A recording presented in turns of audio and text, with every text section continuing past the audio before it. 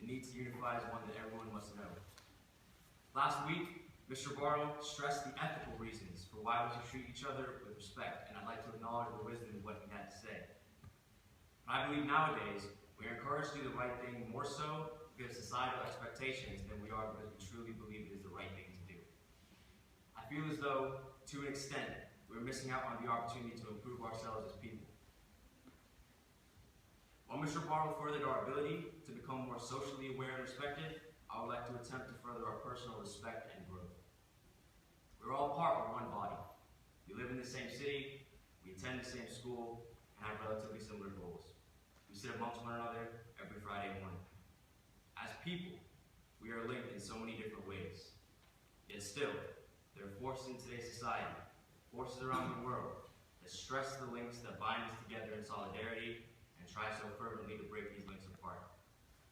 But I think that if our eyes were closed, we would have nothing to pass judgment on other than the thoughts and feelings that a person expresses. If our eyes were closed, visual cues would mean nothing. If our eyes were closed, we would not know the color of a person's skin, and by extension could not assume what religion they follow. We would not be able to isolate someone based on the physical flaws they may possess, and we would not be able to judge someone's sexuality by the clothes that they may wear.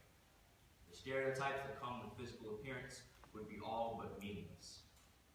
If all our eyes were closed, we may begin to understand that the character and tolerance of a person is not determined by what they believe in, but begin to realize that the tolerance and character of a person is determined by the way that that person approaches a belief they do not believe in. It is in this circumstance that we truly see how tolerant we are.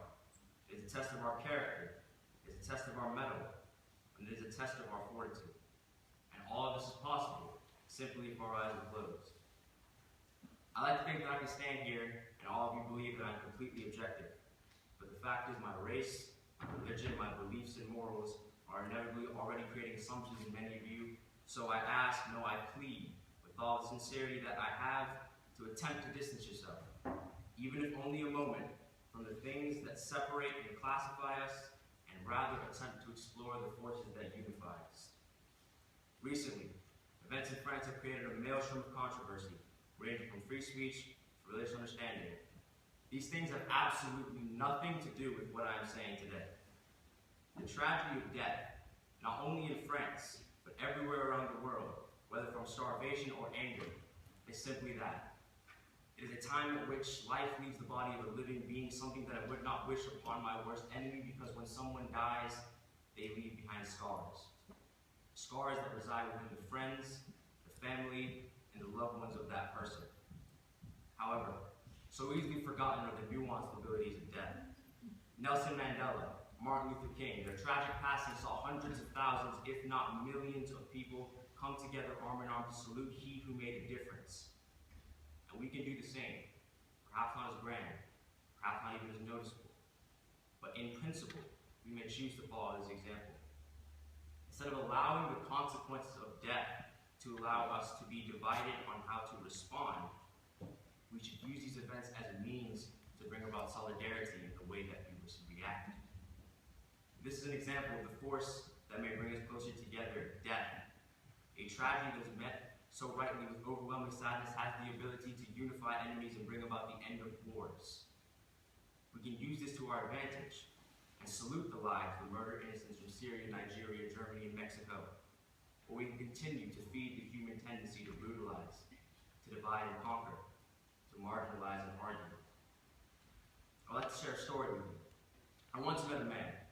He worked for a friend of mine as a cleaner. He came from Ethiopia after his family was murdered by the very forces that try to separate us today. We once dropped him back off to his flat. As I walked inside, he hadn't a single piece of furniture, not even a bed. When I asked why, his response models the epitome of what we as people should strive for today and serves as my own personal inspiration. We walked outside and he said to me, "Look up in the sky. Those stars that we're looking at right now might be watched at this very moment by the same people who are starving, by the same people who may have minutes to live as their village is set ablaze. They unify us.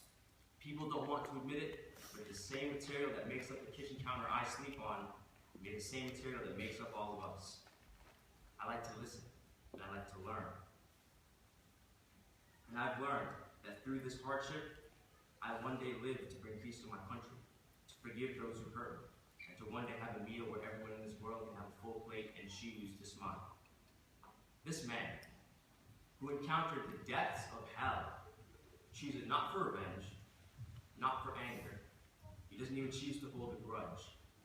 Which is why, to this day, I believe that no matter what you look like, who you are, or what you believe in, should you choose to accept us, we should choose to accept you. In fact, should someone choose not to accept us, we can still choose to accept them simply because once we all understand and choose to accept acceptance, the idea of not accepting will no longer be an idea.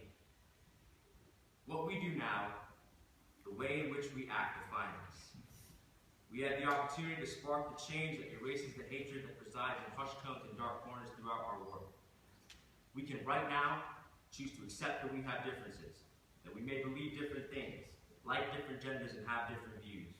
We right now can choose to acknowledge this fact and accept that we are all entitled to what we believe.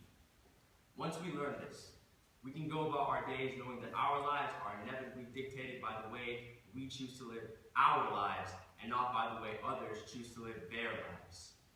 At the point in which we believe this, we may finally open our eyes.